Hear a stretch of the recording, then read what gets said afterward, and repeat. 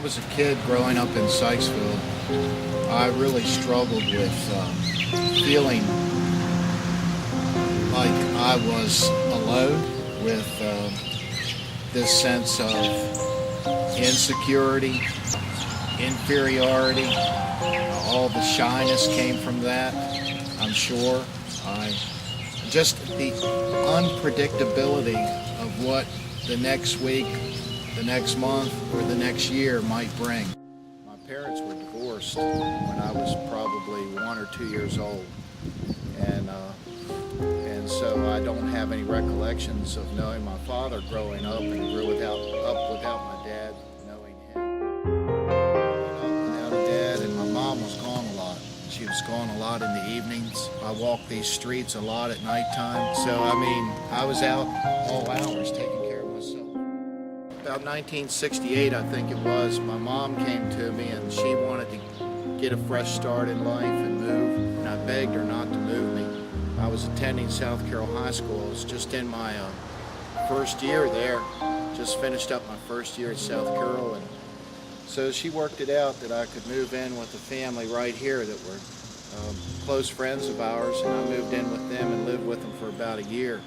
Now I was in the 10th grade at South Carroll, and I was playing basketball there on the junior varsity team. And unknowing to me at the time, looking back on it, this was all God, but I had no idea at the time. I met one of my teammates on my basketball team was a boy named Mike. And Mike told me he knew my dad. We used to be neighbors. And he also said my dad was looking for me. And he came to a basketball game when I was in the 10th grade, and we met for the first time at South Carroll High School after a basketball game. We formed a relationship from that night on. That was the first night I can ever remember him calling me son. And I would go down there on the weekends. He invited me to come live with him, and I still don't know why I said yes. Looking back, I believe it was God, but I said yes. I moved in with him. And when I did, and I had all these issues. I had issues with insecurity, shyness, inferiority. I just had never really had an experience of stability in my life up to that point. And so I moved in with them, and they began taking me to church, and that's where I first heard about Jesus Christ. And I'd always believed in God. There's a house around the corner where I used to lay in that attic apartment we lived in and look at the moon and wonder if there's a God. And so I always believed that there was a God, but I had no idea who he was, knew nothing about him, knew nothing about church, the Bible.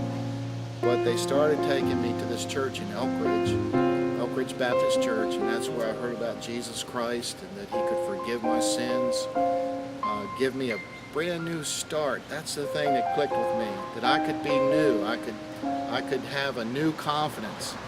And when I came to believe in Jesus, I began to believe that some of these problems I had, like shyness and the insecurity, I still wrestled with that, but I believed I could start to overcome that through Jesus Christ and through my faith in him. And so that was a big turning point in my life. A lot of my insecurities spiritually were because of my ignorance and a lack of growth in the Word of God and what to base salvation on. Over time, God has brought people into my life that helped me. One, that seminary professor who sat me down and talked to me about the gospel. What is the gospel? The gospel is Jesus Christ comes to live a perfect life for imperfect people like us. The gospel is Jesus Christ dying in my place for my sins completely, fully. The gospel is him raising from the dead and validating the fact that he truly on the cross on Good Friday forgave me once and for all. He saved me.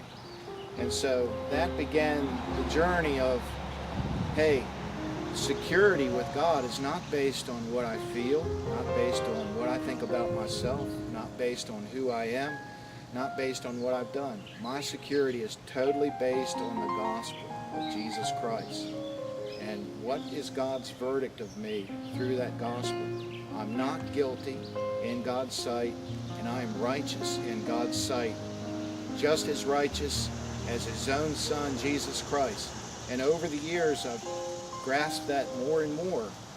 And if I ever feel like reverting back to that old identity, those old guilt feelings, any kind of struggle with insecurity, I always go back to the gospel, because that's my security.